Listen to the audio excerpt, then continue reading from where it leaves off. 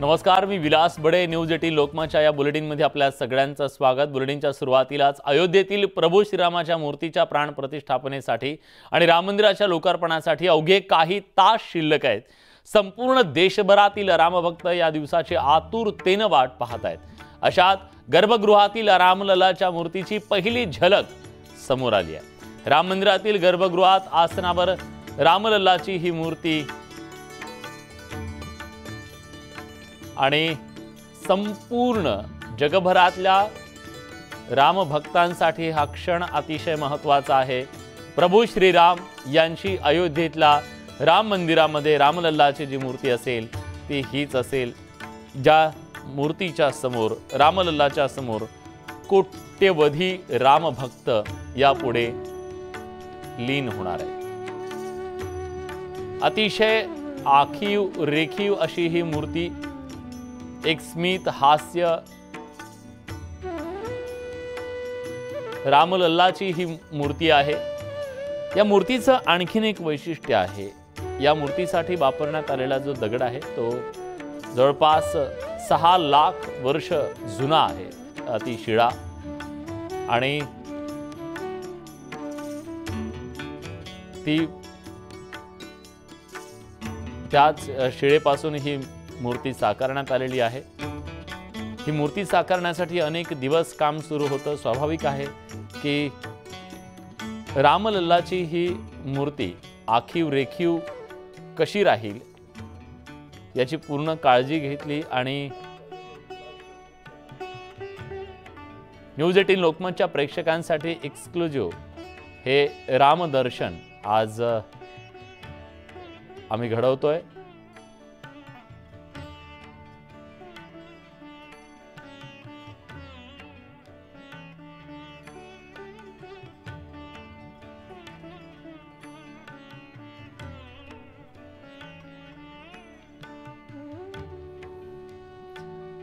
खरं तर ही मूर्ती पाहिल्यानंतर सुद्धा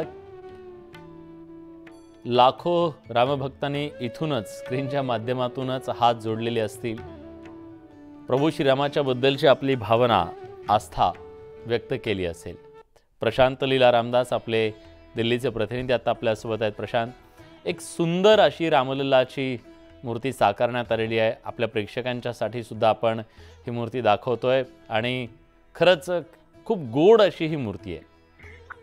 बरोबर आहे विलास. जर बघितलं, या मूर्तीकडे बघितताना आपण पहिल्यांदा जर बघितलं तर आपल्याला लक्षात येईल की या मूर्तीकडे बघत राहावं अशा प्रकारचं दिव्य रूप या मूर्तीचं आहे. आणि ज्या पद्धतीची ही मूर्ती आहे त्यामध्ये हातामध्ये धनुष्यबाण आणि हातात धनुष्य घेऊन ज्या पद्धतीने मूर्ती ही घडवण्यात आलेली आहे ही अतिशय आज जर बघितलं तर आज सकाळपर्यंत त्या मूर्तीच्या डोळ्यावरती पट्टी बांधण्यात आली होती आणि आता ती पट्टी काढण्यात आलेली आहे. आणि अतिशय अशी दिव्य प्रकारची बालरूपातली ही रूपातला रामलल्ला जो आहे ज्याच्याकडे सगळ्यांचं लक्ष आकर्षित होत आहे. आणि जे यामध्ये जर बघितलं आपण तर आज दिवसभरात जे यज्ञ आणि त्यानंतर ज्या पूजा झाल्या त्या पूजेनंतर आता शेवटच्या याच्यामध्ये जर बघितलं तर रामलल्लाच्या डोळ्याला बांधलेली जी पट्टी होती पिवळ्या कलरची ती काढण्यात आलेली आहे. आणि आता दिव्य स्वरूप असं रामलल्लाची ही मूर्ती सर्वांगासाठी आता खुली होणार आहे. आगामी 3 दिवस सर्वसामान्य भक्तांसाठी जरी अयोध्येतील राम मंदिर बंद असेल पण 22 तारखेनंतर जेव्हा प्राण प्रतिष्ठा होऊन जाईल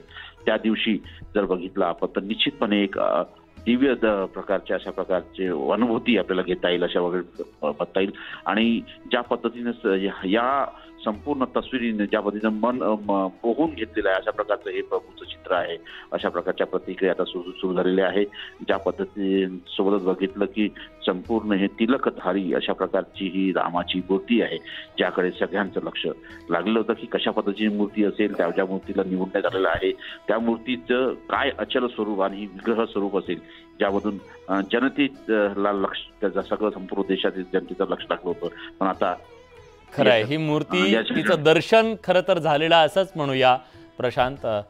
आणखीन एक गोष्ट, ही मूर्ती ज्या शिळेवर साकारलेली आहे ती शिळासुद्धा ऐतिहासिक आहे आणि त्याचबरोबर एकतर या मूर्तीतला जिवंतपणा बघा. त्या मूर्तीवरचं जे तेज आहे रामलल्लाचं ते तेजसुद्धा झळकतं आहे आणि एक प्रकारे मोहून टाकणारी ही मूर्ती म्हणावी लागेल.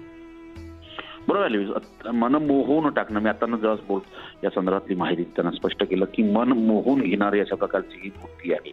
आणि मूर्ती तयार करताना 3 मूर्त्या प्रथमतः तयार करण्यात आल्या होत्या आणि 3 मूर्तींपैकी या मूर्तीची निवड करण्यात आलेली आहे. इतरही 2 मूर्ती ह्या त्या राम मंदिराच्या परिसरात लागणार आहे, पण गर्भगृहामध्ये लागणारी जी मूर्ती आहे, ज्याच्याकडे संपूर्ण जगाचं लक्ष लागलं होतं, त्या मूर्तीचं पहिलं प्रतिरूप आपल्याला आता न्यूज 18 लोकमतच्या प्रेक्षकांना आपण दाखवतोय. अतिशय मनमोहक शालिग्राम दगडापासून तयार करण्यात आलेली ही अतिशय सुबक अशी जिवंत स्वरूपाची ही मूर्ती आहे, ज्याकडे जर बघितलं आपण तर एक प्रकारे असं म्हणता येईल की जोही भक्त याचं दर्शन घेईल त्याचं मन मोहून जाईल अशा पद्धतीची ही मूर्ती असून यामध्ये प्रत्येक जोही व्यक्ती त्याला एक वेगळ्या प्रकारचं स्वरूप कसं पाहता येईल त्या पद्धतीची ही मूर्ती असणार आहे.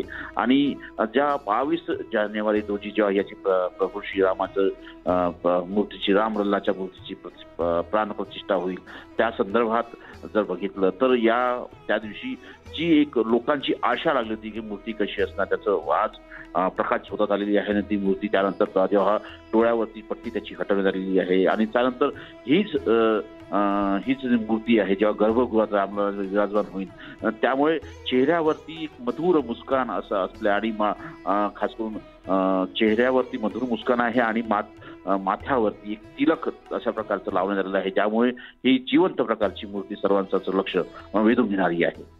विलास, खरं तर आपल्याला उल्लेख तोही करायला हवा की ही मूर्ती साकारली आहे कोणी, तर ही मूर्ती साकारली आहे देशातील प्रसिद्ध शिल्पकार अरुण योगीराज यांनी. आणि त्यांच्या मूर्तींचं वैशिष्ट्य हेच असतं की यातला जिवंतपणा, उठावदारपणा आणि या अथक परिश्रमाच्या नंतर ही रामलल्लाची मूर्ती त्यांनी साकारलेली आहे. आणि या मूर्तीच्या पुढे यापुढे कोट्यवधी रामभक्त लीन होणार.